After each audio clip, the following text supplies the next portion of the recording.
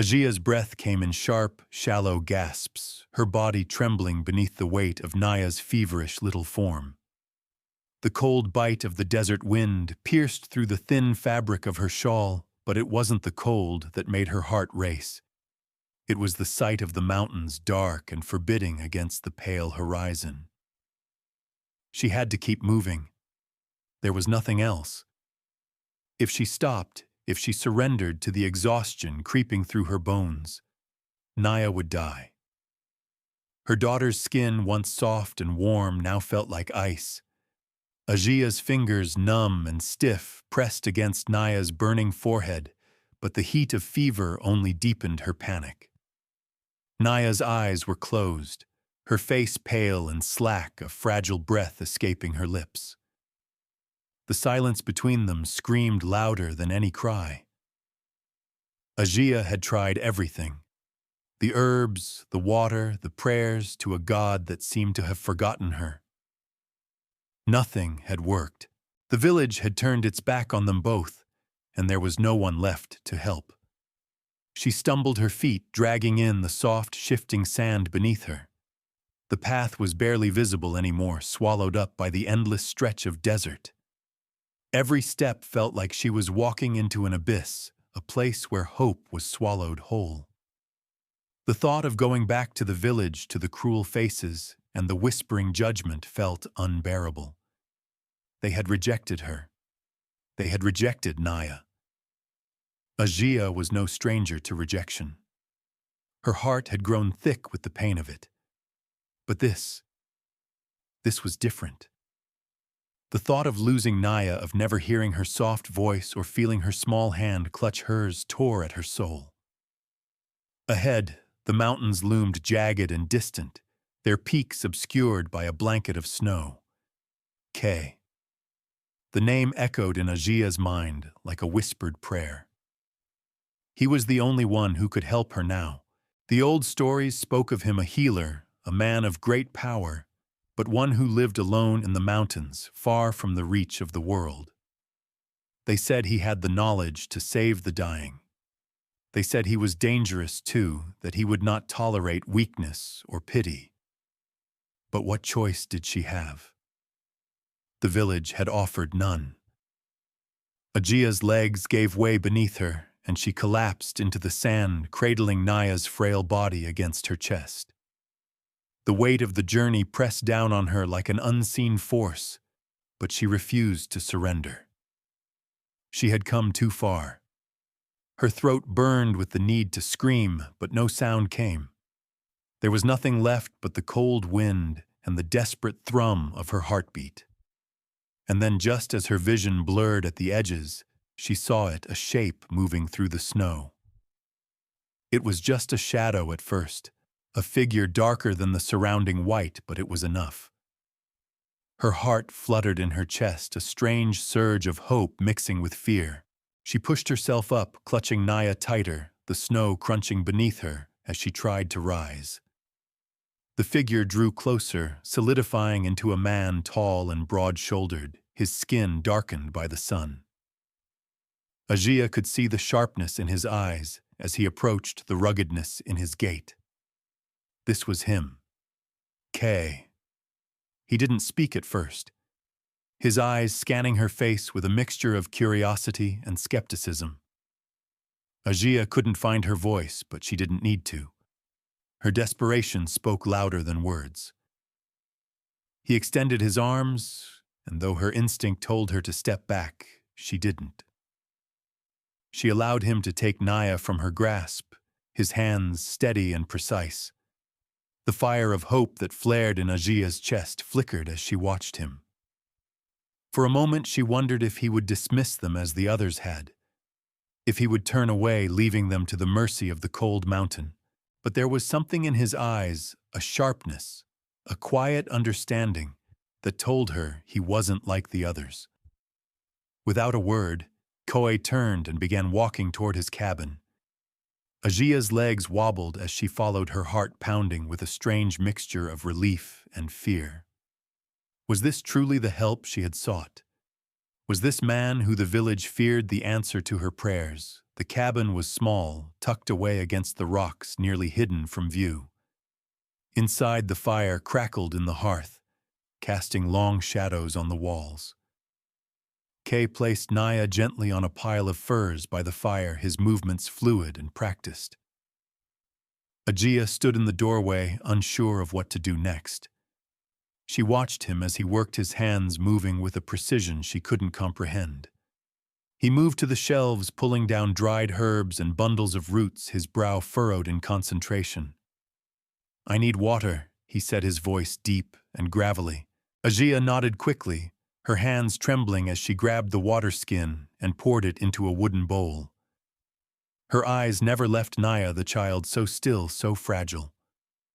When she returned, Kay was standing over Naya, his eyes carefully assessing the child's condition. He didn't look at Ajia. He didn't need to. There was no pity in his gaze, no judgment, just a quiet focus. He muttered something in Apache, the words unfamiliar to Ajia, but the tone was sharp and purposeful. He began to press his fingers gently against Naya's chest, checking her breathing. Then he reached for the herbs, grinding them into a fine powder, mixing them with water. Ajia watched her chest tight with a mix of fear and hope. Her daughter had been slipping away from her for days, and now she had put their lives in the hands of this stranger. Was this the right choice? Could this man truly help her? Sitkay ordered, his voice low. "You will need to rest." Ajia, still standing by the fire, nodded, but didn't move. She couldn't take her eyes off Naya. The child's shallow breaths were the only sound in the room, save for the occasional crackle of the fire. Kay glanced at her, his gaze unreadable. He was not a man of words, Ajia realized. He spoke only when necessary, but the silence between them didn't feel cold. It felt like understanding. Ajia knew he had seen suffering. She knew that somehow, through his own pain, he understood hers. Minutes passed, or maybe hours. The fire burned low, casting a soft glow over the room. Ajia felt her body begin to give way to exhaustion, but she couldn't allow herself to sleep. Not yet. She needed to know if her daughter would survive. Finally, Kay spoke again, his voice breaking the heavy silence. "She will live. But she is not out of danger. You will need to trust me." Ajaya's breath caught in her throat. She nodded, a silent vow in her heart. She would trust him. For Naya's sake, she would trust him. He stepped back, pulling his cloak tighter around him as the wind howled outside. He seemed to melt into the shadows, a part of the mountains themselves.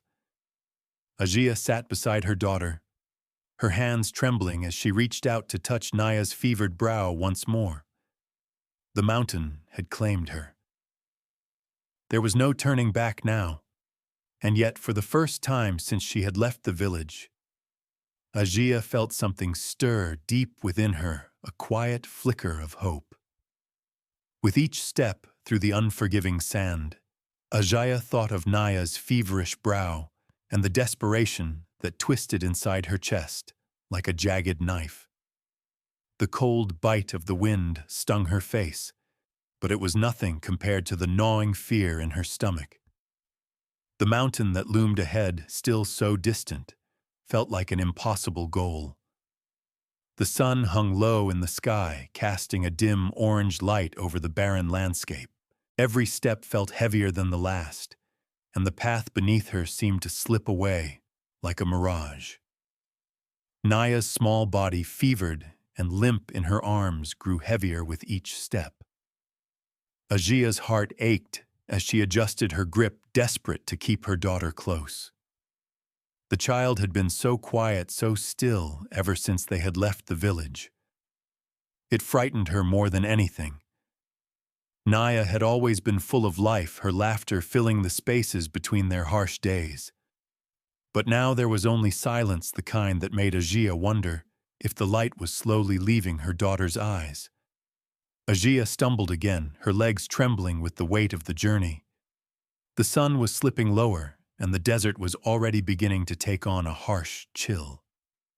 The cold seeped into her bones, and her body screamed for rest. But she couldn't stop. Not now. She had no choice but to press on. "Please," Naya Ajia whispered under her breath, her voice raw with exhaustion. "Please hold on." The wind carried the sound of her voice, but it offered no comfort. There was nothing here but the harsh landscape, the relentless desert, and the overwhelming silence. Ajia's thoughts turned to the village she had left behind, to the people who had rejected her, who had cast her aside like a shadow. They had turned their backs on her because of her mistakes, because of Naya. Ajia knew the world didn't care for women like her. They didn't care for women who fought alone. Her stomach twisted at the memory of their words, the cruel whispers that followed her everywhere. The shame of the village they'd called her. The unclean mother. Ajia had taken it all, endured the whispers, the scornful glances, but when Naya became sick, when the fever gripped her child, she had known that staying was no longer an option. There would be no mercy from the village. There would be no help. The only hope was in the mountain where they said Kay the healer lived. Kay. His name was both a prayer and a curse in the village. Some said he was a man with power over life and death. Others said he was a ghost, a creature of the mountain who didn't care for human lives. But the only thing Ajia knew for sure was that Kay was her last hope. The mountain was still far away, its jagged peaks piercing the sky. Her legs were giving out, her body heavy with the weight of her own exhaustion. She stumbled again, the world blurring around her, and for a brief moment she thought she might collapse right there in the sand. But then a voice cut through the haze of her mind. "Are you lost, woman?" Ajia's head snapped up, and her heart skipped a beat. Standing before her, half hidden in the shadow of the mountain, was a figure tall and broad-shouldered, a silhouette against the setting sun. Ajia's breath caught in her throat. She had heard the rumors. She had heard the stories of the man who lived alone in the mountains, the one who could save lives, but also take them. This had to be him. The man stepped forward, his eyes sharp and assessing. He didn't look at Ajia with pity, didn't look at her with the judgment she had come to expect from the world. He just looked at her, silent, calculating. Ajia swallowed hard, her throat dry. She felt the weight of Naya in her arms and took a step forward. I need help," Ajia said, her voice trembling. "My daughter, she is sick. I need you to save her." The man said nothing at first. He just stood there, his gaze steady on her, measuring, weighing. The silence stretched between them like a chasm, and Ajia felt the weight of her desperation pressing down on her chest. Finally, the man spoke. "Your child is dying," he said bluntly, his voice deep and gravelly. "What makes you think I can save her?" Ajia's heart clenched. "Please," she whispered, her voice breaking. "I've tried everything. The village won't help me. They turned their backs on us. She is all I have left. I will do anything. Please." The man stared at her for a long moment, his expression unreadable. Then without a word, he turned and began walking toward the mountain, his long strides carrying him effortlessly over the rough terrain. Ajia hesitated for a moment, before stumbling after him, clutching Naya tightly to her chest. The mountain loomed ahead, and with it a hope she hadn't dared to believe in.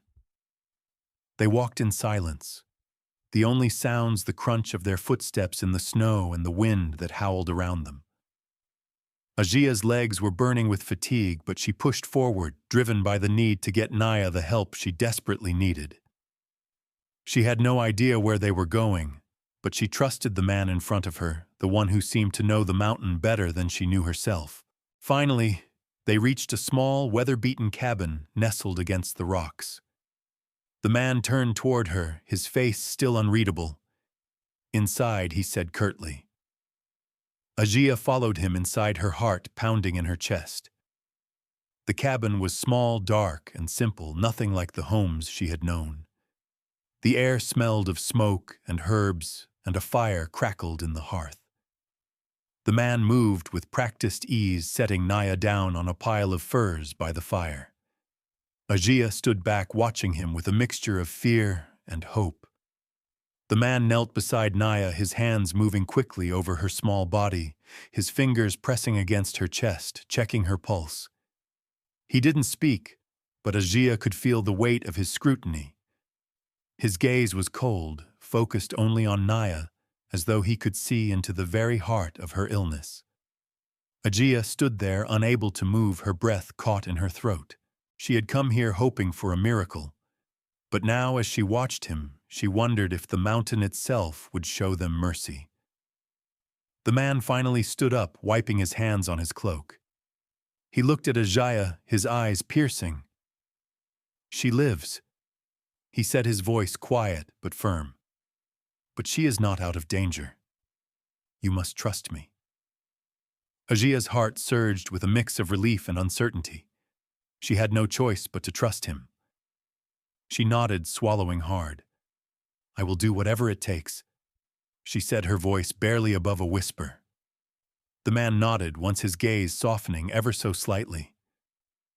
"Then sit," he said. "You will need rest. The road has been long for both of you." Ajia nodded and sat down on the furs next to Naya. She couldn't remember the last time she had felt such a deep sense of exhaustion.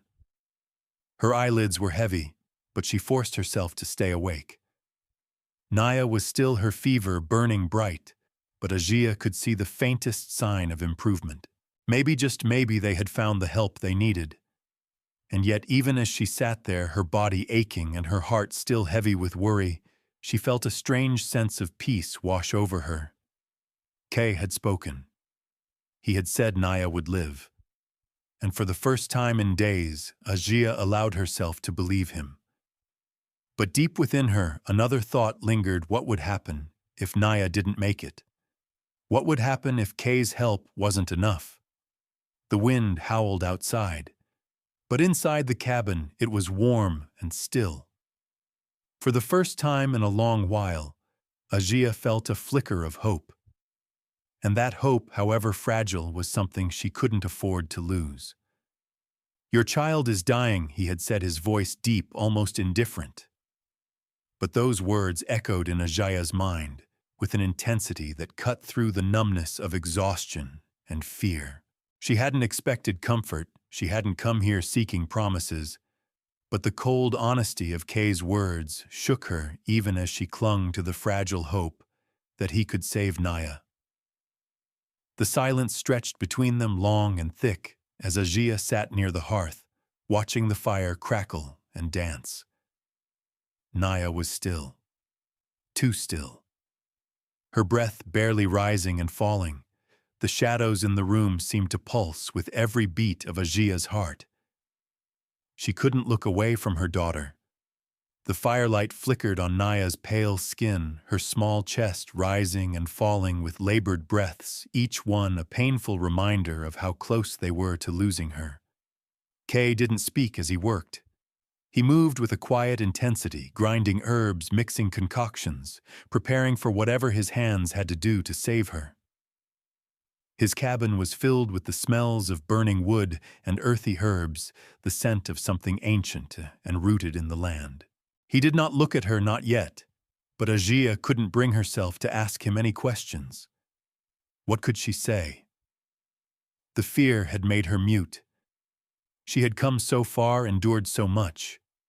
She wasn't ready to surrender to the thought of losing Naya. Not yet. When he finally spoke again, his voice was rough but steady. "I need water, the right kind of water. You'll find it at the stream. You have to go." Ajia blinked, her mind momentarily adrift in confusion. The stream, she echoed. Yes, he said, his eyes meeting hers for the first time. There was no softness there, no sympathy, but a clarity, a certainty that made her spine stiffen with both dread and something like respect. The water in the stream is pure. It will help cleanse the fever. But it's not easy to get to. You'll need to hurry. Ajia didn't ask why she had to go or why he couldn't fetch the water himself. She didn't question his demand. Kay wasn't a man who explained himself, but she felt something shift in the air between them. He wasn't just telling her to fetch the water because it was a simple task. No, there was something more to it. Something he needed from her that went beyond just the physical act of retrieving water. She stood slowly, feeling the strain in her muscles as she moved. The air was thin, biting at her skin as she stepped outside into the mountain's cold embrace. Her eyes scanned the surrounding land, the peaks in the distance now coated in twilight. The world here seemed vast and unforgiving. It was hard to imagine she had made it this far. Her legs ached with the memory of the long trek, but it wasn't the physical pain that gnawed at her now. It was the cold fear gnawing at the edges of her mind. What if Naya didn't survive the night? What if this journey was for nothing, but she couldn't afford those thoughts? Not now.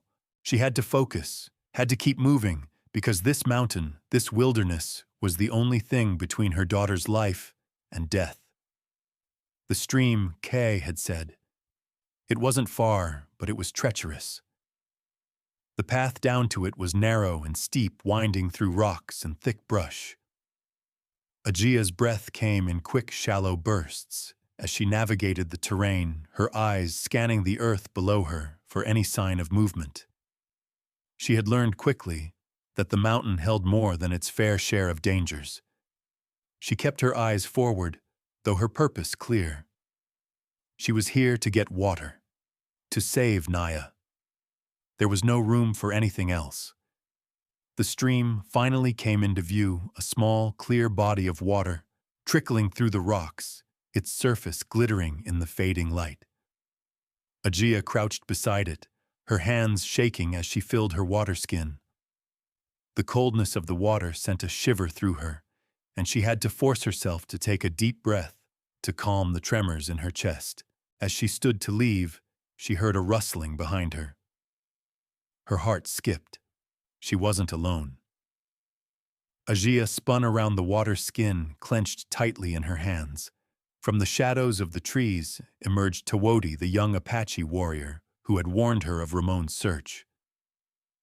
He had come to the mountain seeking answers, or perhaps simply to see if she was still alive. His face was serious, but there was something about him that seemed to soften when he saw her.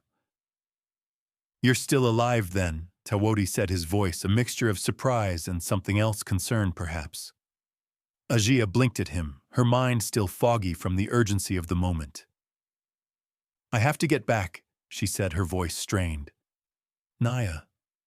She's still sick. Kay is helping her, but I have to hurry." Tawodi nodded slowly, his dark eyes scanning the area. "I know. I've been watching," he said. "I came to see if I could help." Ajia shook her head, trying to push back the fear. She didn't need help. Not yet. She needed to get back to the cabin. "I'm fine," she said, her tone firm, but her voice faltered when she caught his eyes. "I can do this. I just need to get back." He didn't argue, though she saw the doubt in his gaze. Instead, he nodded once and fell into step beside her. They didn't speak again as they made their way back to the cabin. The silence between them was filled with the urgency of the situation. When they arrived back at Kay's cabin, Ajia rushed inside, her breath quick and shallow. Kay was standing by Naya's side, his hands moving in a rhythmic pattern over the child's body. His eyes flicked toward her, and he nodded slightly when he saw the water skin in her hands. "Good," he said, simply taking the water from her without a word. Ajia moved closer to Naya, her heart hammering in her chest, as she knelt beside her daughter. The little girl's breathing had slowed even further, but she was still alive. That was something. Kay didn't say anything. He worked quickly, his fingers pressing into the skin of Naya's chest, with practiced precision. He poured the water into a bowl, mixing it with the herbs he had gathered earlier. Tawodi stayed by the door, watching his eyes flicking between Ajia and Kay. He seemed to understand the tension in the room, the weight of the moments passing. Minutes felt like hours as Kay worked in silence. Ajia's heart beat erratically in her chest. Every second felt like an eternity. Finally, Kay stepped back, his face impassive. "She will live," he said, his voice low and steady. "But the fever is not broken. She needs time." Ajia let out a breath she hadn't realized she had been holding. "Thank you," she whispered, her voice hoarse with emotion. But Kay didn't reply. He didn't need to. His actions had already spoken louder than words ever could. Ajia glanced at Tawodi, who was now standing near the door. His eyes met hers briefly, a flicker of understanding passing between them. "Is she going to be all right?" Ajia asked, her voice trembling with the weight of the question. Tawodi didn't answer immediately. He looked at Kay, then back at her, his gaze filled with something hard to read. "She will be," Tawodi said quietly, his voice low but full of quiet determination. "But you have to trust Kay. He is the only one who can help her now." Ajia nodded, her mind reeling with the gravity of the situation. She had come this far. She had survived the desert, and now with Kay's help, she had a chance to save Naya. But something still gnawed at her, something deep and unspoken. What would happen when Ramon came? Would they be able to keep running, or would they be forced to fight for their lives? Ajia sat beside Naya, her fingers lightly brushing the child's fevered brow. The cabin was dimly lit by the flickering fire, and the silence between them felt thick, almost suffocating. Every breath Naya took, every rise and fall of her chest, was a reminder that the child's life hung by a thread. The room smelled of burning wood and herbs, smells that had become almost comforting, yet now they felt oppressive, weighing heavily on Ajaya's shoulders. The air was still. Kay had returned to his quiet work, grinding more herbs into powder, but he hadn't said much since Ajaya had come back with the water. He had focused on Naya preparing a new concoction and offering quiet instructions to Ajia whenever she asked. But there had been no comfort in his words, only a cold practicality. Ajia knew he wasn't the type to offer reassurance. She hadn't expected him to. "What if it's not enough?" Ajia whispered, more to herself than to anyone.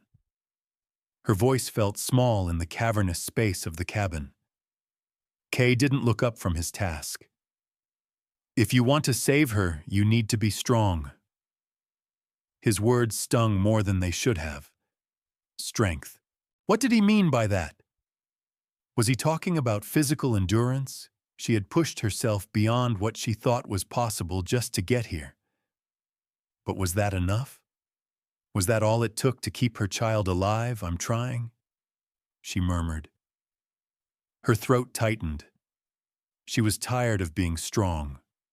She had carried the weight of their survival for so long that it had begun to crack her. She had wanted so badly to believe in the old stories of redemption, of hope that could come from the land, from Kay, from the people who still cared. But now, as she watched Naya's tiny body struggle against the fever, all of that seemed like a distant dream.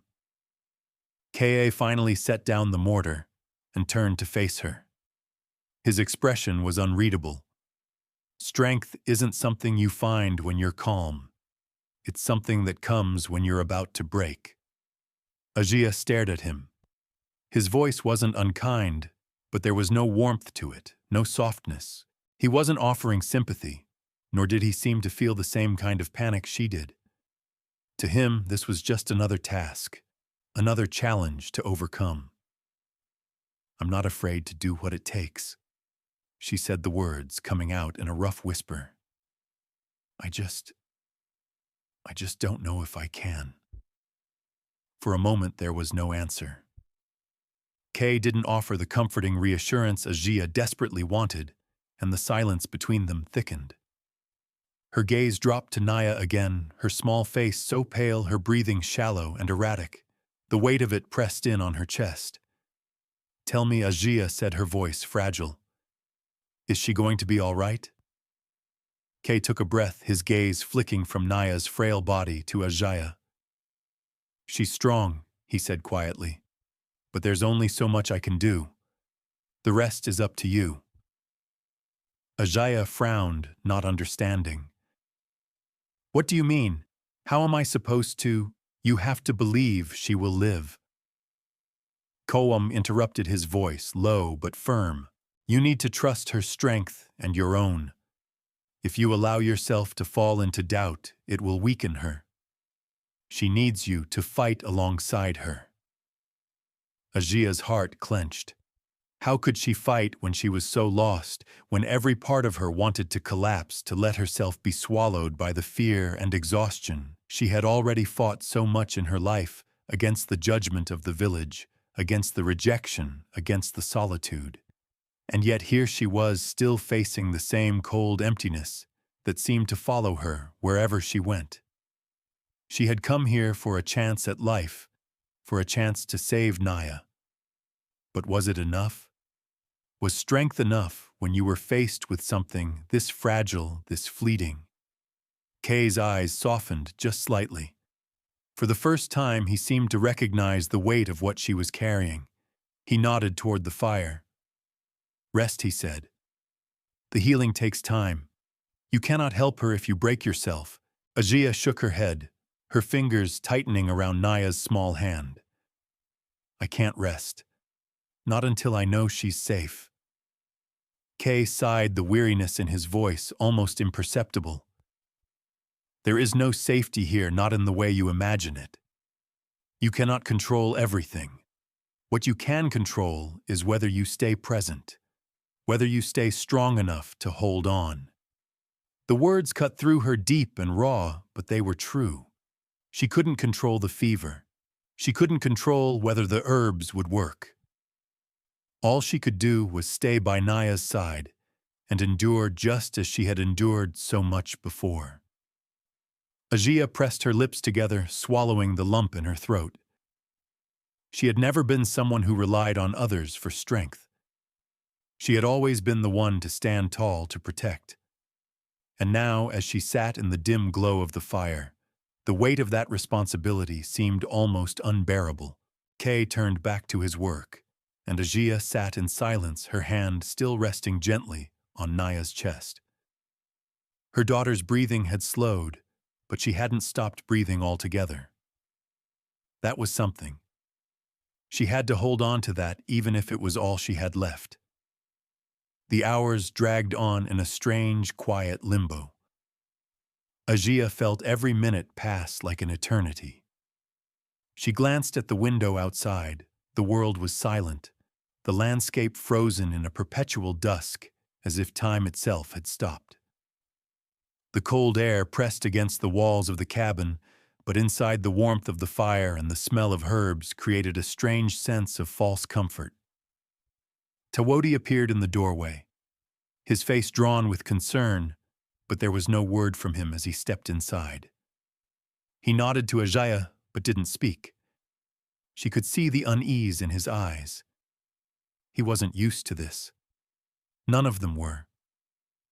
She's still with us, Ajia said quietly, the words heavy with relief. But I don't know for how long. Tawodi didn't answer immediately. He stepped closer to Naya, glancing at Kay. The healer didn't speak, his focus still on the herbs, but Tawodi's eyes lingered on Ajia as though weighing something unspoken between them. She's strong, Tawodi said, finally his voice soft. She'll make it. Ajia nodded, though she wasn't sure if she could believe him. I have to believe that, she whispered. I have to. Outside, the wind howled again, a mournful sound that carried through the cracks in the cabin walls. Inside, though, a strange stillness settled over the room.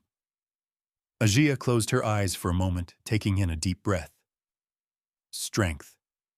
Kay had said that was what she needed. And so she would hold on. She would fight. For Naya. For herself. She would fight because that was all she had left. As the night wore on, Ajia sat beside her daughter, her body aching with fatigue but her heart steeled with the quiet promise to herself. She would endure. She would not break. The night had come, but it wasn't over yet. And tomorrow might bring the dawn. The wind howled through the cracks in the cabin, the cold air pressing in like a living thing. Ajia sat by the fire, her body hunched over in a futile attempt to stay warm. Her eyes were fixed on Naya, whose breathing, though slower than it had been, was still shallow, labored.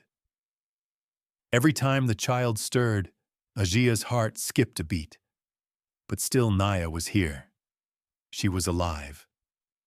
For now that was enough.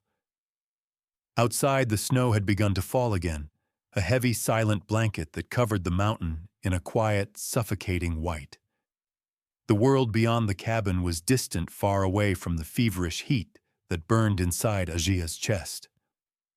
Her mind was racing, cycling through memories, fears, doubts.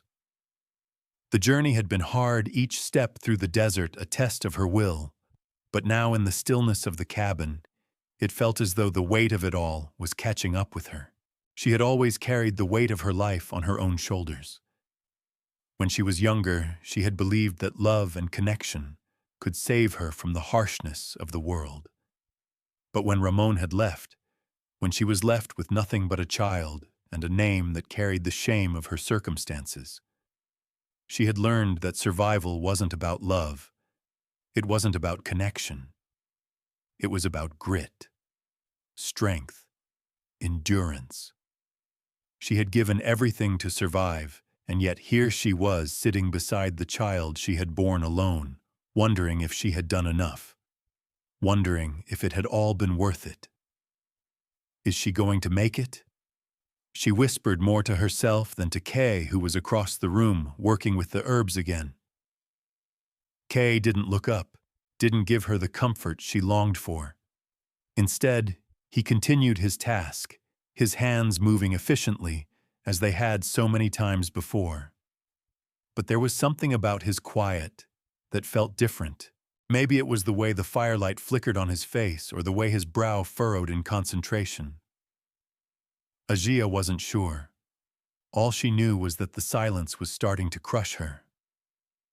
"She's strong," Day said at last. His voice as steady as ever, but the words felt like something more. Something raw. "I don't know how much longer I can keep going like this," Ajia said, her voice trembling despite herself. The exhaustion that had been building for days had finally caught up with her. What if it's not enough?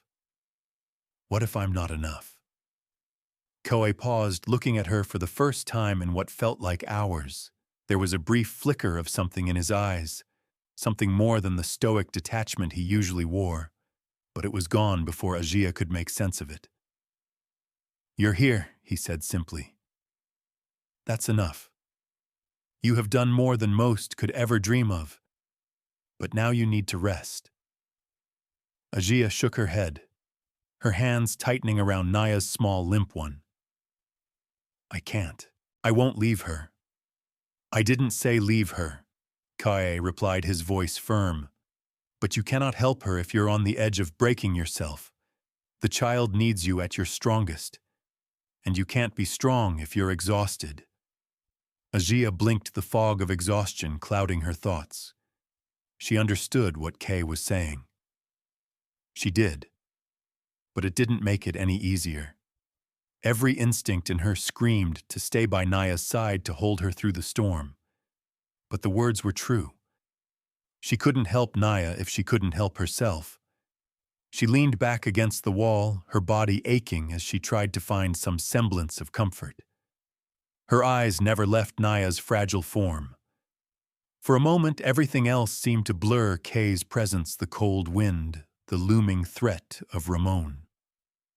All of it faded into the background as Ajia focused on the one thing that mattered, her daughter. The fire crackled in the hearth, and the warmth spread through the room. But Ajia felt nothing but a hollow chill deep inside. She closed her eyes for just a moment, allowing herself to drift into the quiet peace that came with exhaustion. But just as quickly, the nagging fear clawed at her. She couldn't rest. She couldn't let herself. Not yet. Her mind raced with thoughts of what lay ahead. Ramon was out there searching for her and Naya. He would stop at nothing to claim them. She could hear his voice in her head, hear the demand in his words. She's mine. By law. It was a claim she had never accepted, a claim that had been forced upon her when she was nothing more than a girl tricked by the sweetness of promises and the weight of her own naivete. But Naya was her daughter now, and Ajia would never let anyone take her away. "We need to leave," Ajia said suddenly, her voice sharp and urgent. Kay's gaze didn't waver, but there was something different in the way he looked at her. He wasn't surprised. He hadn't needed her to say the words out loud to know what was coming. "We're not ready," Kay replied simply. "You're not ready. The child is still weak. I'm not asking for your permission." Ajia snapped the fire in her voice, surprising even herself. "I don't care if she's weak. If we stay here, they'll find us. We have to go. We have to move." Kay's eyes hardened, but there was no anger there. Only a quiet understanding that seemed to resonate with the same determination that burned in her chest. "Then we will go," he said, his voice calm but resolute. "But you must understand that moving now is dangerous. You must be strong for Naya and for yourself. If you rush, you'll make mistakes." Ajia looked at him, her heart pounding with the need to act. But she knew he was right. She couldn't afford to make a misstep. They couldn't afford to make a misstep. "We'll go at dawn," she said, her voice softer now, but no less firm. "We leave before they can find us." Kay nodded, turning back to his work. But his quiet approval didn't bring her comfort. The fear still churned inside her, the tight knot of anxiety growing in her chest. Every moment spent here hiding was another moment closer to Ramon's reach. The thought of facing him, of confronting the man who had cast her aside, left her feeling like a stranger in her own skin. She stood up suddenly, her legs shaky but determined. Kay looked at her, but he didn't say anything this time. There was no need for words. "I'm going to prepare, Ajia," said her voice, cold, sharp. "We leave at first light." As she moved toward the door, she glanced back at Naya one last time. Her daughter's breath was still shallow, but there was life in her yet. That small flicker of hope kept Ajia moving forward. They would survive. They had to.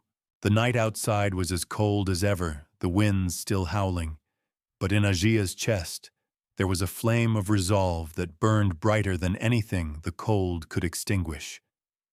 It was a flame that would carry her forward through the storm, through the fear, through the unknown. And as the door creaked closed behind her, the cold didn't seem so harsh. She wasn't alone anymore. She couldn't afford to be. Tomorrow they would leave. Tomorrow they would fight. Kaya led Ajia through the narrow pass that wound its way deeper into the mountain, the path barely visible beneath the thick blanket of snow. The air was thin, biting, and each step felt like it took a piece of Ajia's strength with it. But she didn't dare stop. Not now. The fire inside the cabin had been put out hours ago, and now Ajia had nothing but the cold wind and the biting chill of the mountain for company. Her hands were stiff in her gloves, her face numb from the wind, but she was more alive than she had felt in days. She was doing something. She was moving, acting, not sitting helpless by Naya's side, waiting for the inevitable. Kaya ahead of her moved with the ease of someone who had lived her entire life on this land. Her movements were measured, practiced. There was a confidence in the older woman's steps, a sense of understanding that Ajia hadn't had the luxury of learning. Her hair, dark and streaked with gray, swayed gently with each movement, her cloak flaring out like wings behind her. Despite the cold, Kaya seemed unaffected, as if the wind itself didn't bother her. Ajia struggled to keep up her feet heavy in the snow, but Kaya didn't slow down. She didn't need to. Ajia had come to understand that about the people of the mountains, they didn't wait for you to catch up. They simply moved forward. When they finally reached the clearing, Ajia stopped staring at the scene before her. The sky stretched above them, a deep, mournful gray, and the distant mountains seemed to loom with quiet, unspoken power.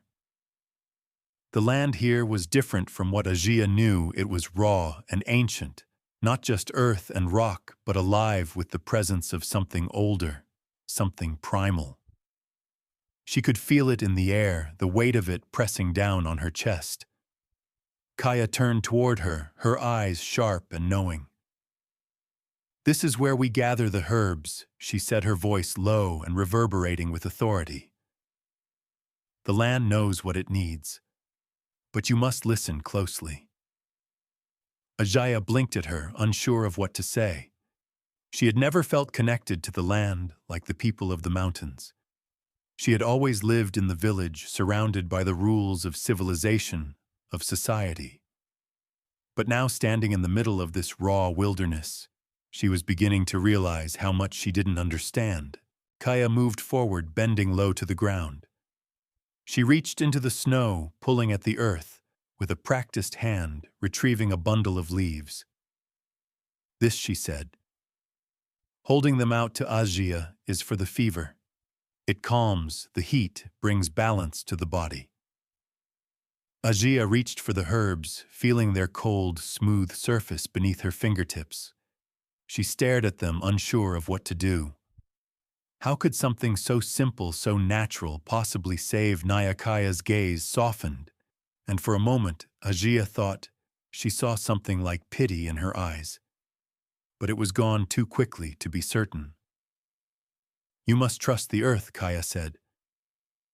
"The earth will take care of you, but you must be patient. The plants do not heal quickly. Neither do we." Ajia's heart tightened. She wasn't sure what the woman meant by that, but it stirred something deep within her, a sense of responsibility, of duty, that she hadn't realized was missing. She had spent so much time running from the past, from the judgment of the village, from the mistakes she had made. But now, as she stood in the midst of this wilderness, she realized that perhaps she had been running from herself too. "We must gather more," Kaya continued, standing back up and glancing at Ajia. "Come. There's more to be done." They moved through the clearing, gathering roots, leaves, and bark from various plants that had become buried beneath the snow. The process was slow, methodical, and with every step, Ajia could feel the weight of the world on her shoulders. She was trying to do the right thing, trying to be strong, but the feeling that something was missing gnawed at her. What if it wasn't enough? What if nothing she did would be enough to save Naya? Kaya seemed to sense the doubt in her. "The land is patient," she said softly, as if reading her mind, "and so must you be." Ajia said nothing, but her mind spun with the uncertainty. They had been in the mountains for days now, and Naya's condition still hung in the balance. The child was weak, too weak. Her body couldn't withstand the fever for much longer, and Ajia could feel it in her bones. She didn't know if she could bear it. They made their way back to the cabin, as the sky darkened, the last traces of sunlight slipping away into the cold night. Ajia's feet dragged in the snow, each step feeling heavier than the last. She could barely bring herself to look at Naya when they returned, but she had to. She had to know. Naya lay where they had left her, still as a statue, her face flushed with the fever. Her body didn't seem to have moved at all. Ajia's heart clenched in her chest, and she rushed to the child's side, reaching for her hand.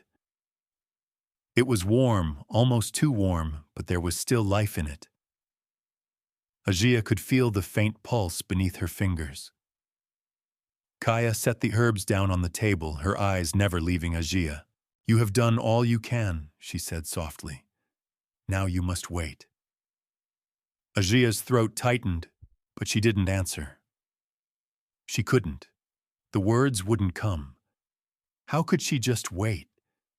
How could she sit back and do nothing when her daughter was so close to slipping away? "The waiting is the hardest part." Kaya added, her voice quiet. "But sometimes it is the only thing we can do. You've given her the medicine. You've given her what she needs. Now you must wait for it to take root." Ajia nodded, her eyes never leaving Naya, but the words felt like an anchor around her neck. Wait. How could she wait when the life of her child was hanging in the balance? Kaya turned away, taking a seat near the fire. "Rest. It will help you too." Ajia shook her head, her fingers brushing Naya's hair as she sat down on the floor beside her. She wasn't sure how long she sat there, watching her daughter, waiting for any sign that she was improving. The minutes bled into hours, the silence in the cabin thick and suffocating. Finally, as the fire flickered low and the night grew deeper, Ajia allowed herself to close her eyes. She wasn't sure how much time had passed when she heard it, a soft sound, barely more than a whisper. It was Naya's breath, slow but steady. Ajia's eyes snapped open, her heart leaping into her throat. She leaned forward, pressing her fingers to Naya's forehead. The fever was still there, but it wasn't as burning hot as before. The child was breathing more evenly, her chest rising and falling with a rhythm that had been absent for days. The relief that flooded Ajia was so overwhelming that for a moment she couldn't speak. She could only sit there, her hands trembling as she held Naya close, feeling the warmth of her body return. Kaya's voice broke through the stillness, calm and measured. "She's fighting," she said simply. "You've given her the strength she needed. Now you must give yourself the same." Ajia didn't answer. She didn't need to.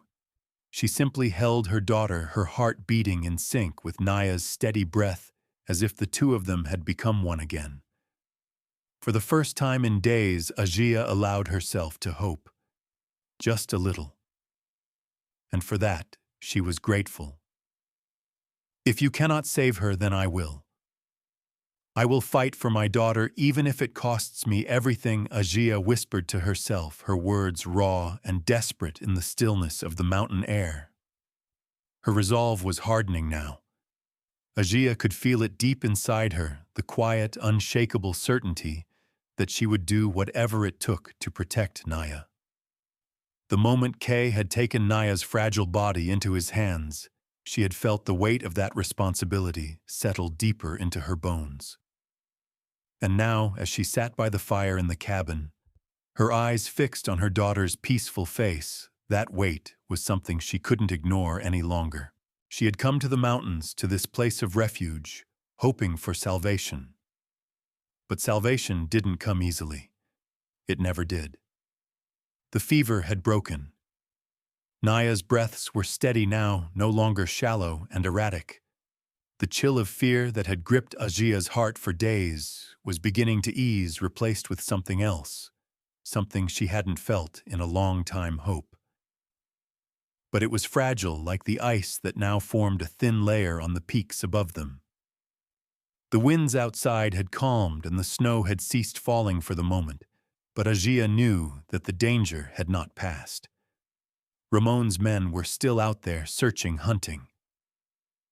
"I can't just sit here," Ajia murmured almost to herself. Her gaze flickered to Kay, who was standing by the hearth, his eyes distant as he stirred a pot of broth. "You're not sitting," Kay replied without turning his voice as flat as the land around them. "You're waiting. That's not the same." Ajia clenched her fists in frustration. She had waited long enough.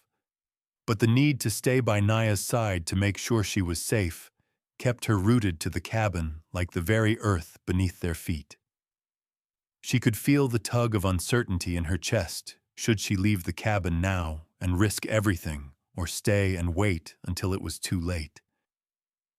She knew she couldn't keep hiding forever. The world outside the cabin wasn't a place for waiting.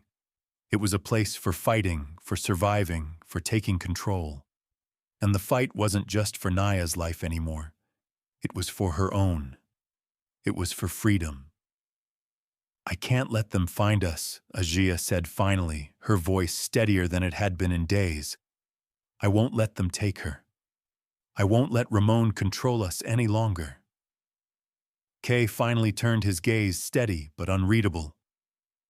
"You think you can run from him forever?" he asked, his tone low but not unkind. "You can't hide from what you've been running from your whole life." Ajia felt a sharp pang in her chest at his words. They were true, and that made them hurt more. She had spent years running from her past, running from Ramon, from the village, from the life she had been forced into. But now here in the mountains, it felt like she was running from herself. "I don't have a choice," she said the words, feeling more like a declaration than a plea. "I've made it this far. I won't stop now. I won't go back." Kay nodded slowly, his expression softening just a fraction. "I didn't say you had to go back," he said. "But you need to understand something. The land is not your enemy. It won't turn on you, not if you respect it. But the world outside the mountain, they will take everything from you if you let them." Ajia's mind raced. She had been so focused on survival on the journey forward that she hadn't really thought about what would happen after. Kay's words, as blunt and harsh as they were, cut through her haze of fear and exhaustion. She had never been prepared for this kind of life. She had never been prepared to fight. But now, as she sat in the dim light of the cabin watching Naya sleep peacefully, for the first time in days, she realized something else. She had always been fighting. Every step she had taken had been a fight for herself and for Naya. And now she couldn't stop. She wouldn't stop. "I'll fight," she said quietly, almost to herself. But Kay heard her. "You will," he said simply, "but not with your fists. You'll fight with your mind, with your choices." Ajia nodded slowly, processing his words. It was true. Her fight had never been with weapons. It had always been a fight to hold on, to survive, to protect what mattered most. She wasn't the kind of person who could win a war by strength alone. But there was something in her now, something different, a kind of quiet strength that she hadn't known she had. "Tomorrow," she said, standing up, her voice steady. "Tomorrow we leave. We can't wait for them to find us. I'll protect her no matter what." Kay didn't argue. He didn't need to. He had seen the same fire in her eyes that he had seen in many others who had come to the mountain looking for refuge. But there was something about Ajia that made him pause, something that set her apart from the others. It was her determination, her unwillingness to bend, her ability to hold on when everything around her was falling apart. "You're not ready," he said quietly, almost as an afterthought. "But you're right. You can't wait any longer." Ajia's eyes narrowed. "What do you mean, not ready?" Koi met her gaze steadily. "You're still recovering. Naya is still recovering. The cold will be harder to bear. The journey won't be easy. But it's not the hardest part of what's coming." She felt a chill crawl down her spine. What is the hardest part? Kay said, his voice soft but steady, is realizing that what you're fighting for might be the very thing that breaks you. Ajia looked away, her chest tight. She didn't want to think about that. She couldn't. But the doubt lingered in the back of her mind. What if she couldn't protect Naya? What if they couldn't escape? What if Ramon found them before they were ready? What if this was all for nothing? She shook her head as if to clear the thoughts. She couldn't afford to doubt now. She had to move forward. We'll leave at dawn. She repeated, her voice stronger this time. I won't let fear stop me. I won't let anything stop me. Kay said nothing in response, but there was a faint nod of approval in his eyes. He knew she had made up her mind, and there was no changing it. Ajia stood over Naya's bed, her hand resting lightly on her daughter's small form. The weight of what lay ahead pressed down on her, but so did the promise she had made to herself. To Naya, she would fight for them both, whatever it took. She glanced at Kay one last time before turning toward the door. We leave tomorrow, she said again, this time with finality. Kay only nodded in response. The fire crackled in the hearth, and the sound of the wind howling outside seemed to rise in volume, as if echoing Ajia's resolve. She would fight. Not with her fists, not with weapons, but with every ounce of will she had. Because this time it wasn't just about surviving. It was about living. And she would not let that slip away. Ramon's men were getting closer. Ajia could feel the weight of that truth in every step she took as she helped Kay prepare their meager supplies for the journey. The urgency was tangible, filling the small cabin with a charged silence. Naya had slept soundly through the night, but Ajia's mind was too restless to follow suit. She couldn't stop thinking of the moment when they would have to leave the mountain, the moment when everything they had fought for would be put to the test. You've prepared the horses. Kay said, his voice sharp and steady, as he placed a bundle of dried herbs into his pack. His movements were slow but precise, as though he had done this 100 times before. Ajia nodded, though she could feel the lump of uncertainty in her throat. I've made sure they're ready, she replied, her gaze flickering toward Naya, still sleeping on the furs by the fire. Her daughter's breathing was calm, almost peaceful. But Ajia knew that peace wouldn't last forever.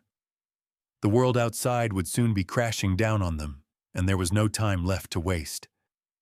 Kay didn't speak again, but his actions spoke volumes. He moved to the fire and stoked it, the flames crackling and dancing as they warmed the room, but they also cast dark, shifting shadows on the walls. It felt like they were running out of time, like every moment that passed was pulling them closer to the inevitable confrontation. Ajia had tried to push the thought away, but it wouldn't leave her. Ramon would find them. And when he did, there would be no hiding from him. She had known from the start that it wouldn't be easy. She had never expected an easy life. But the thought of facing Ramon again, of confronting the man who had turned her world upside down all those years ago, made her blood run cold. It wasn't just about survival anymore. It was about freedom, about breaking the chains he had wrapped around her life since she was young. It was about taking back what was hers, even if it meant risking everything. Ajia's hand tightened around the hilt of the knife she had strapped to her waist. It was a small, simple thing, but it felt like a lifeline. She would fight. For Naya, for herself, no matter what it took. You're ready, Kay said suddenly, his voice low and steady. It was a statement, not a question. You know what's at stake, and you know what you have to do. She didn't answer at first. There was a part of her deep down that still wasn't sure. She had never been a warrior. She had never been the one to face down her enemies with a sword or a knife. But she had learned to fight in other ways through the years of pain, through the years of running. She had learned to survive, and now survival wasn't enough. She needed to do more. "I'm ready," she said, finally, her voice firm. She didn't feel ready, but she couldn't allow herself to show fear, not now. Not when Naya needed her. Kay looked at her, then his expression unreadable. "We leave before dawn," he said, his voice quiet but urgent. "We can't afford to wait any longer. Ramon's men are close. We won't have time to prepare." Ajia nodded. There was no time left. She glanced over at Naya again, her heart tightening. Her daughter was still sleeping, the fever broken, but her body still weak from the strain. Ajia's chest tightened with worry. How could she protect Naya in the face of what was coming? How could she keep her safe when the world outside seemed to be closing in on them? Kay moved toward the door, his long strides swift and purposeful. He glanced back at Ajia before stepping outside. "Get your things," he said. "I'll saddle the horses." Ajia lingered for a moment, her eyes lingering on Naya's small form. She wanted to stay to make sure her daughter was still safe, but the need to leave the urgency of their situation pulled at her like an invisible thread. She couldn't afford to waste any more time. Not now. She stood and quickly gathered her belongings, her hands shaking slightly as she packed the few things she had. The pack felt heavier than it should, as though the weight of the future was pressing down on her. She strapped her knife securely to her side and slipped her pack over her shoulders. The journey ahead was uncertain. Every step forward felt like a step into the unknown, but there was no turning back now. Outside, the first light of dawn was beginning to break over the mountains. The sky was streaked with pale shades of pink and orange, the stillness of the morning disrupted only by the sound of the wind and the soft rustling of the trees. Ajia stepped out into the cold, the chill biting at her skin, but she barely noticed it. Her mind was focused on what lay ahead. Kay was standing by the horses, his dark silhouette framed against the rising sun. The animals were already saddled, their reins hanging loosely in the wind. He didn't speak as she approached, but his presence was solid, steady, a quiet reminder of the strength she needed to find within herself. She walked over to Naya's horse, checking the supplies one last time. She ran her hand over the animal's coat, feeling the warmth of its muscles beneath the surface. It would carry them. It would help them escape, at least for a while. Kay's voice broke the silence. "They'll be here soon. We need to move." Ajia turned to look at him, her heart pounding in her chest. This was it. There was no more time. No more waiting. "We'll be ready," she said, her voice firm and steady. She wasn't sure if she believed it, but she couldn't afford to doubt now. There was too much at stake. Kay nodded, his gaze lingering on her for a moment before he turned toward the path. "Let's go," he said simply.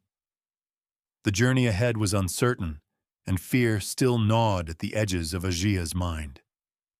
But as she climbed onto her horse and set off after Kay, she felt something shift deep inside her. She wasn't just running anymore. She was fighting. Fighting for her daughter. Fighting for her freedom. And for the first time in a long while, she allowed herself to feel the smallest spark of hope. She wasn't alone in this fight. Not anymore. As the first rays of sunlight broke over the horizon, Ajia pushed forward, determined to move through the wilderness, to escape the shadows that threatened to consume them. She would fight. She would survive. And nothing, not even Ramon, would take that from her. The path ahead was dangerous, but for the first time, Ajia felt ready to face it. The wind howled across the mountain, biting and sharp, carrying with it a cold that seemed to cut straight through to Ajia's bones. But it wasn't the cold that had her on edge. It was the knowledge that Ramon's men were getting closer. She could feel it in the air, the tension, the weight of it pressing down on her as they moved silently through the woods, their footsteps muffled by the snow. Ajaya's heart pounded in her chest as she glanced back at Naya, who was tucked tightly beneath the blankets on the horse, her small face pale but calm. Ajaya's daughter had come a long way since the fever had broken, but she was still too weak to ride on her own.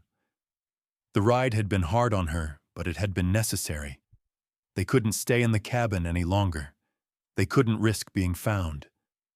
Koe had led them down the narrow trail through the trees, his pace deliberate and steady. He hadn't spoken much since they left the cabin, but Ajia could see the same determination in his eyes that she felt in her own chest. He knew the dangers they were facing. They both did. And yet, as they rode further into the mountains, Ajia couldn't shake the feeling that they were already too late. That Ramon's men had already found their trail, already closed in on them. The thought made her heart race faster, her grip on the reins tightening. "Do you think they've found us?" Ajia asked, her voice barely above a whisper. She wasn't sure if Kay had even heard her over the wind, but she needed to ask. She needed to know. Kay's eyes flicked to her briefly, his face expressionless. "They're close, but not close enough." Ajia didn't know if that was meant to reassure her or not. All she knew was that she couldn't afford to stop. Not now. Not when everything was at stake. They rode for what felt like hours, the landscape changing as they climbed higher up the mountain. The path grew steeper, more treacherous, and the wind carried a new bite, as though it was warning them to turn back. Ajia ignored the cold that seemed to seep into her very bones, her focus on the road ahead, and the rhythmic sound of her horse's hooves hitting the snow-covered ground. But her thoughts kept drifting back to Ramon. The way he had looked at her when she left the village, the way he had demanded that Naya be returned to him. She had seen that same cold, possessive look in his eyes so many times before. He thought he owned her. He thought he could control her. And for a while he had. But not anymore. She wouldn't let him. Ajia's hand brushed the knife at her side, the cold steel offering a strange sense of comfort. It wasn't much, but it was enough. It was enough to remind her that she wasn't powerless anymore. She had a choice, and she was choosing to fight. "There's a place up ahead," Kay said, suddenly breaking the silence. "We'll rest there for a while." Ajia nodded, though she wasn't sure she could rest. Not with the knowledge of Ramon's pursuit hanging over her. But she didn't argue. She followed Kay as he led the way to a small cave nestled into the mountainside, hidden from view by a cluster of rocks and trees. The moment they reached the cave, Ajia dismounted, her legs stiff from hours of riding. She walked over to Naya, who had woken during the ride, her eyes searching the landscape with a quiet curiosity. Ajia smiled softly at her, trying to hide the fear that gnawed at her insides. "You're doing well," she said, brushing Naya's hair back from her forehead. Naya's small hand reached up to grasp hers, the warmth of her fingers grounding Ajia in a way that nothing else could. Kay had already started a fire in the cave, the small flicker of flames casting a warm glow against the stone walls. Ajia sat down beside Naya, her eyes flicking back and forth between the entrance to the cave and the fire. "I don't think we have much time," Ajia said, her voice tight with concern. "They'll find us soon." Kay didn't look at her as he prepared the small meal they had packed, his face unreadable. "You're right, but we can't run forever. We need to be smart about this. We need to wait for the right moment." Ajia swallowed hard, her throat tight with the weight of his words. The right moment. What did that even mean? How long could they wait before it was too late? "I'm not waiting anymore," she said, standing up abruptly. "We need to move! Now!" Kay's eyes flicked up to meet hers, and for the first time she saw something shift in his expression. There was a hint of something respect maybe, but it was quickly gone, replaced by his usual calm demeanor. "I know," he said, simply standing up and securing his pack. "But we won't win by rushing into danger. We need to be careful. We need to wait for the nightfall."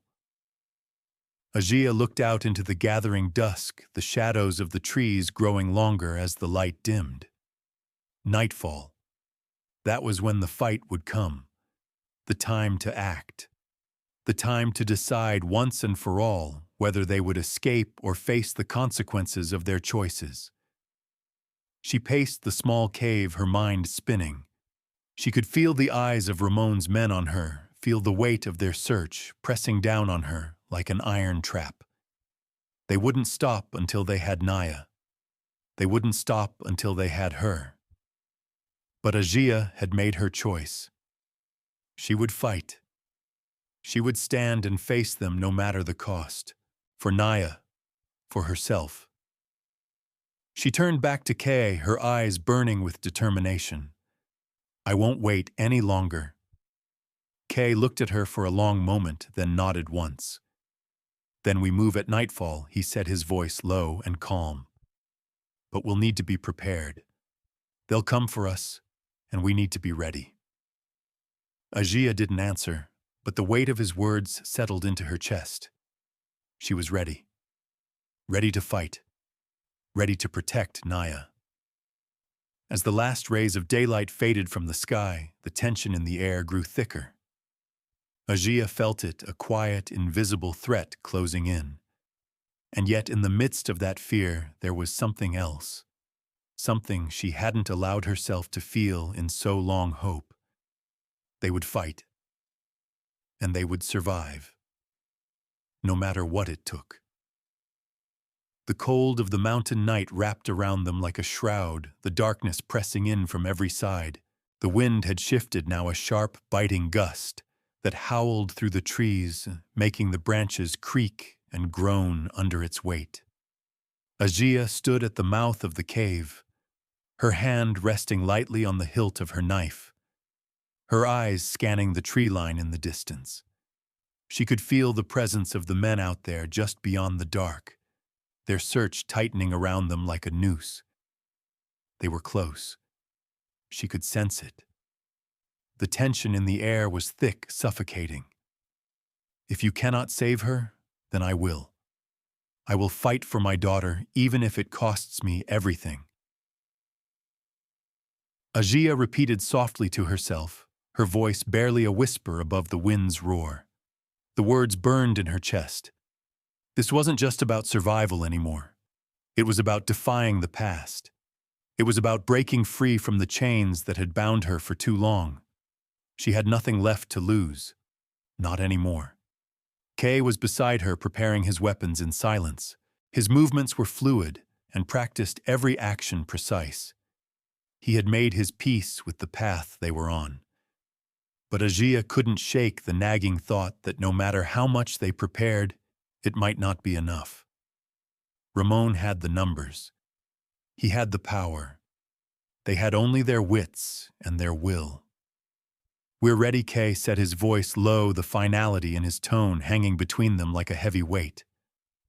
Ajia nodded, but didn't speak. She couldn't bring herself to say anything more. There was nothing left to say. The time for words had passed. They had come this far, and now they would face whatever came next with the strength they had left. The fire inside the cave flickered weakly, its warmth a pale comfort against the harsh reality outside. Naya had fallen asleep again, her small, exhausted body curled up beneath the blankets Kay had spread out. The child's breathing was steady, but Ajia could see the strain in every breath. She could feel the weight of responsibility pressing down on her.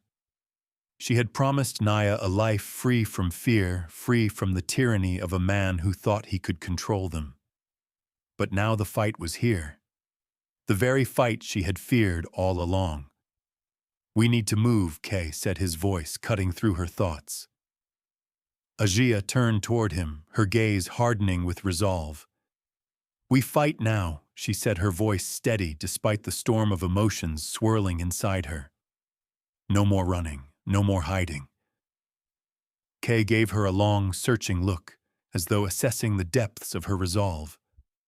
Then, without a word, he moved toward Naya, gently waking the child. Ajaya watched as Naya stirred her sleepy eyes, blinking up at Kay, then at her. The child's gaze was still filled with trust, though the fear that lingered there made Ajaya's heart tighten. "We're going to be okay," Ajaya said quietly. Her voice trembling despite the effort to steady it. She reached for Naya's hand and squeezed it. Trying to offer comfort, she wasn't sure she had the strength to give. Naya nodded, but Ajia could see the question in her eyes. She was too young to fully understand the danger, but she knew enough to feel the weight of the fear that had descended over them. Still, Naya didn't cry. She never did. The strength of the child was beyond anything Ajia could have imagined. It made her proud even as it broke her heart. "We need to move," Kay said again, his voice urgent. "We can't stay here." Ajia nodded, standing up and pulling Naya gently to her feet. They moved swiftly through the cave's narrow entrance, Kay leading the way as they prepared to leave the shelter of the mountain. The horses were tethered just beyond the tree line, the dark shapes of the animals barely visible in the dim light. They had planned for this. They had prepared for the possibility of a fight. But there was no way to know how the night would unfold. The men Ramon had sent were relentless. They would stop at nothing to find them. Ajia felt a shiver run through her as they approached the horses, the stillness of the night pressing in on them like a weight. She wanted to look behind her to see if anyone was following, but she forced herself to stay focused. They couldn't afford to be distracted now. They needed to stay ahead. They needed to stay ahead of Ramon and his men. As Kay mounted his horse, Ajia took a deep breath, forcing herself to calm the storm of thoughts in her mind. This was it. The moment she had been dreading, the moment she had known would come. But she wasn't going to run anymore. She was going to face it. The horses moved slowly through the snow, their hooves crunching against the frozen ground. Ajia's heart pounded in her chest as they rode deeper into the mountain pass. She didn't know what they would find, but she knew this was their only chance. They couldn't go back. They couldn't hide. The sound of movement came suddenly, a rustle of branches, a distant shout that seemed to echo through the trees. Ajia's heart skipped. Her grip tightened around the reins of her horse, her body coiling in readiness. They were here. Ramon's men had found them. "We need to move faster," Kay said, his voice sharp. Ajia nodded, her fear now replaced by a cold, sharp determination. The time for hesitation had passed. They had no choice but to face whatever came. They rode harder, the wind whipping at their faces as they sped through the darkened forest. Ajia's mind raced with strategies, with plans, ways they could escape, ways they could fight, ways they could survive. But nothing seemed to offer a solution. They were outnumbered, outgunned. The only thing they had was the element of surprise. Suddenly, a shout cut through the air, followed by the unmistakable sound of horses galloping toward them. Ramon's men were closing in. Ajia's heart thundered in her chest. She could see them now emerging from the trees, their faces shadowed in the moonlight. There was no turning back. Kay didn't hesitate. With a swift movement, he urged his horse forward, leading the way as they charged into the fray. Ajia followed, her heart pounding in her ears, every muscle in her body tensed for the battle that was about to erupt. Ramon's men were riding fast, but they weren't fast enough. Kay's horse was a blur of motion as he guided them through the forest, weaving between the trees and using the terrain to their advantage. Ajia's eyes locked onto the men chasing them, her mind calculating their every move. She had no intention of letting them catch her. Not now. We'll make it. She whispered to herself, her voice fierce, determined. Kay glanced back, his face hard, his eyes focused. We will. But we need to move quickly. As the sounds of pursuit grew louder, Ajia's grip on the reins tightened. This was it. The fight had begun, and there was no turning back. The wind had picked up, biting and ferocious, as Ajia and Kay raced through the dense forest. The sound of galloping hooves echoed in the distance, the thundering beats growing louder with every passing second. Ramon's men were closing in their pursuit, relentless, their intentions clear. Ajia's heart pounded in her chest as they pushed their horses harder, the icy air cutting through her clothes, but she barely felt it. Her mind was a storm of thoughts, none of them useful, none of them calming. Behind her, Naya was still clinging to the back of Ajia's horse, wrapped tightly in blankets. Her daughter's small body was trembling against the cold, but she hadn't cried out. She hadn't spoken. Ajia had to keep moving forward. She had to survive. For Naya, for both of them. We're almost there. Kay called over his shoulder, his voice steady despite the urgency of the moment. Ajia barely registered the words. She nodded, not trusting herself to speak. All that mattered now was the path ahead, the journey they had taken, and the fight that was about to unfold. The moment of confrontation was fast approaching, and there would be no turning back. Ahead, the mountain pass narrowed the trees, giving way to rocky terrain. They would have to move fast, or they would be trapped. The ground was uneven, but Kay knew it well. He knew every inch of this land, every rock, every turn. Ajuya trusted him, but that trust did nothing to calm the storm that had begun to rise in her chest. Fear was closing in from all sides. There were too many of them, and they had nowhere to go. Her mind flashed to the moment when she had decided to leave the cabin, when she had chosen to fight rather than run. Now standing on the edge of the precipice, she wondered if that decision had been a mistake. There was no safe place anymore. The world was closing in on them, and no matter how far they ran, no matter how fast they moved, it wouldn't be enough. Kay's voice broke through her spiraling thoughts. They're gaining on us. We have to make a stand. Ajia's chest tightened. The thought of standing her ground, of turning to face them, was both terrifying and inevitable. She couldn't run anymore. This was it. She glanced over at Koei, his face set in a grim mask, his eyes focused on the path ahead. "What do we do?" she asked, her voice barely above a whisper, as if speaking too loudly might shatter the fragile calm they had managed to hold on to.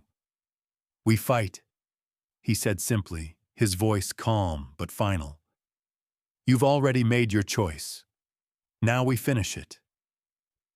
Ajia nodded, her heart thundering in her chest. She wasn't sure she was ready, but then again, no one ever was. The only way out now was through. Kay pulled his horse to a halt, and Ajia followed suit, her mind still racing. The sound of the approaching riders grew louder, clearer. They were coming fast. Ajia could hear them now, shouting commands to each other, the clatter of weapons and armor rising above the wind. She gripped her knife tighter, but it felt like a small thing in the face of what was to come. "We have to hold them off," Kay said, his voice steady. "You can't hesitate." She didn't need to be told. She had come this far. She had made the decision to fight. But as the first figures emerged from the trees, she felt the weight of it, the responsibility, the fear, the uncertainty, all pressing down on her. Ramon's men appeared like shadows in the gloom, their horses dark shapes against the dimming light. Ajia's breath caught in her throat as they slowed, their eyes fixed on her, their leader at the front. Ramon. The same man who had made her life a living hell. The same man who thought he could control her, could control everything. He was still the same, cold, arrogant, his eyes hard and unyielding. "You should have stayed in the cabin," Ramon called out, his voice mocking, his tone dripping with contempt. "You could have spared yourself the trouble, Ajia." Ajia's heart clenched at the sound of his voice, but she didn't let it show. She had learned long ago how to hide her fear. She wouldn't let him see it now. "We're not going back," she said. Her voice steady, her gaze unwavering. "Not now. Not ever." Ramon's lips curled into a smirk. "You think you can fight me, you and your little band of misfits. It's over, Ajia. You can't hide from me forever. I've come for what's mine." Ajia's stomach twisted, but she kept her expression hard. She wasn't the same woman he had abandoned all those years ago. She wasn't the same woman who had let him control her life. She was stronger now. She had a reason to fight. "You don't own me," she said, her voice like steel. "And you certainly don't own my daughter." Ramon's eyes flickered with something, anger perhaps, or maybe something worse. He shifted in his saddle, his hand tightening around the reins. "You think you've won? You think you've escaped me? I will take her back. I'll take both of you back, and there's nothing you can do to stop me." Ajia's pulse quickened. She could feel the weight of the moment, the tension thick in the air. The wind had died down, and the forest seemed to hold its breath, waiting for what would come next. She looked at Kay, who had positioned himself slightly ahead of her, his stance solid, his eyes never leaving Ramon. He was waiting for the right moment, just as she was. But there was no time left to wait. It was now or never. Without warning, Ramon spurred his horse forward, and the charge began. Ajia's body moved on instinct. She didn't think. She just acted. She pulled her knife from her belt and swung it in a wide arc, aiming for the nearest rider. The man tried to block her, but he wasn't fast enough. The blade cut deep, and he screamed in pain as he tumbled from his horse. But there was no time to dwell on the success. The others were coming, their faces hard with anger, their weapons raised. Ajia moved quickly, her heart racing, every muscle in her body working on instinct, every decision a calculated risk. Kay fought beside her, his skill and precision evident as he took down two men with a single swift motion. The chaos erupted around them, horses galloping, men shouting, steel clashing. Ajia fought with everything she had, every ounce of fear, every inch of strength pushing her forward. This wasn't just about survival anymore. This was about freedom. But then through the madness, her eyes locked with Ramon's. The cold hatred in his gaze was unmistakable, and in that moment, Ajia knew there would be no escaping him unless she faced him directly. She surged forward, her knife raised, determined to make this fight her own. Ramon's eyes flashed with recognition, and as he raised his sword, Ajia's heart stopped. This would be the moment that decided everything. The sound of hooves echoed through the silent forest, a steady drumbeat that mirrored the pulse of Ajia's own heart. The battle had ended. The screams, the clashing of metal, the pounding of hooves on earth, it was all fading now. She could feel the weight of the moment pressing on her chest. But for the first time in a long while, she allowed herself to breathe, to finally exhale the breath she hadn't realized she'd been holding. Her heart still pounded, but it wasn't from fear anymore.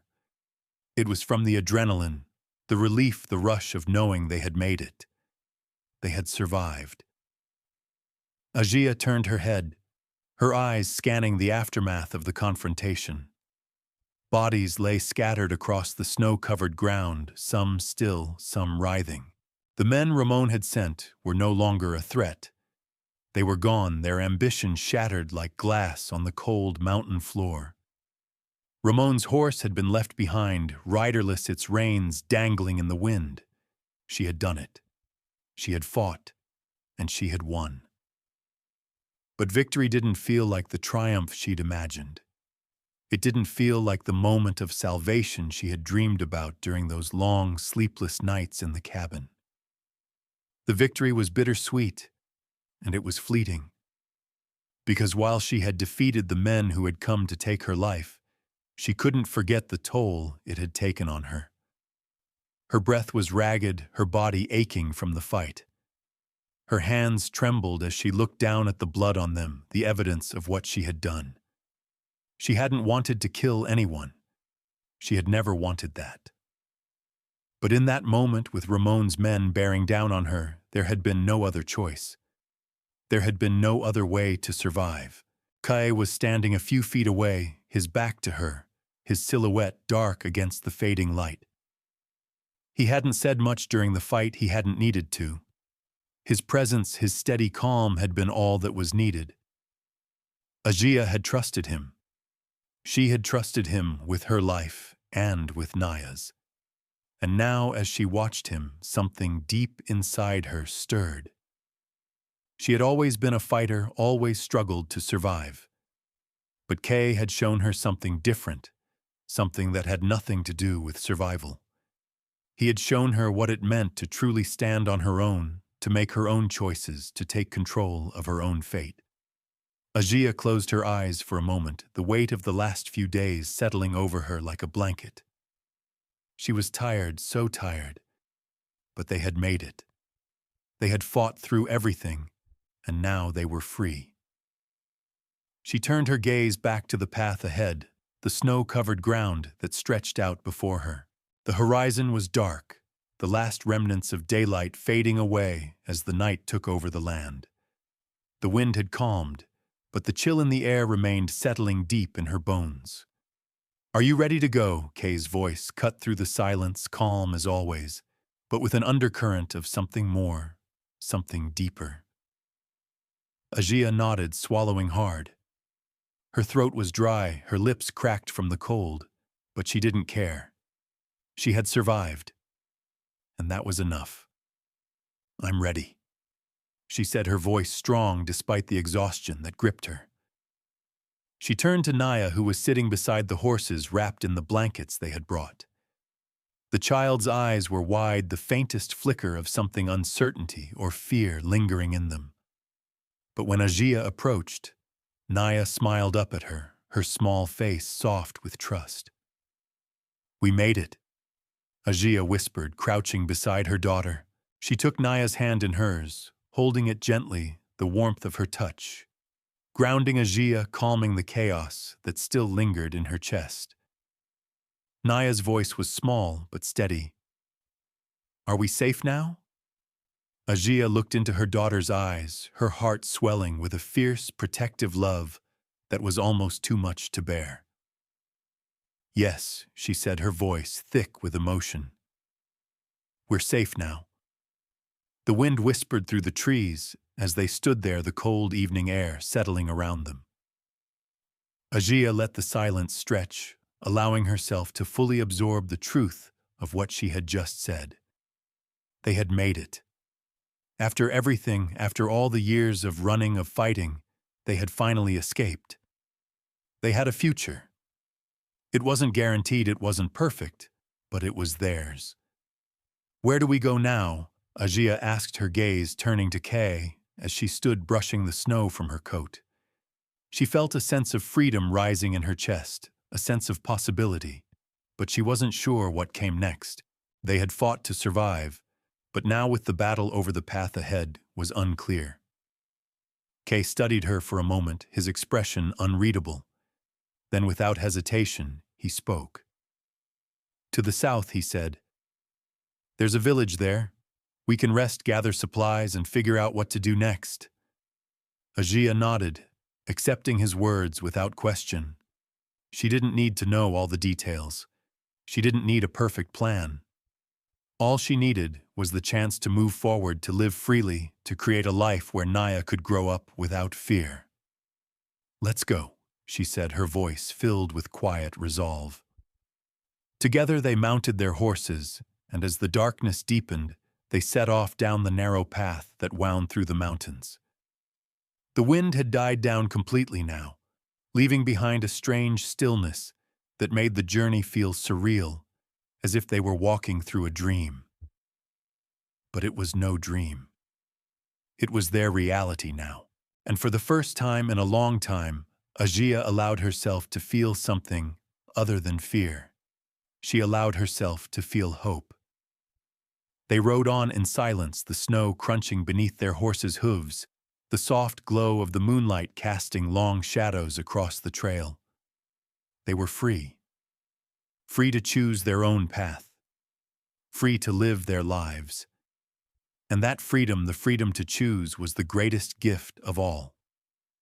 The educational lesson learned from this story is that strength often shows up late in life, not as force, but as resolve shaped by hardship and love. When the world closes in, dignity comes from choosing responsibility over fear, especially when protecting those who depend on us. The story reminds us that freedom is rarely given. It is claimed through steady decisions, patience, and moral courage. Even after loss and long struggle, a person can still choose a new direction and carry forward with quiet hope rather than bitterness.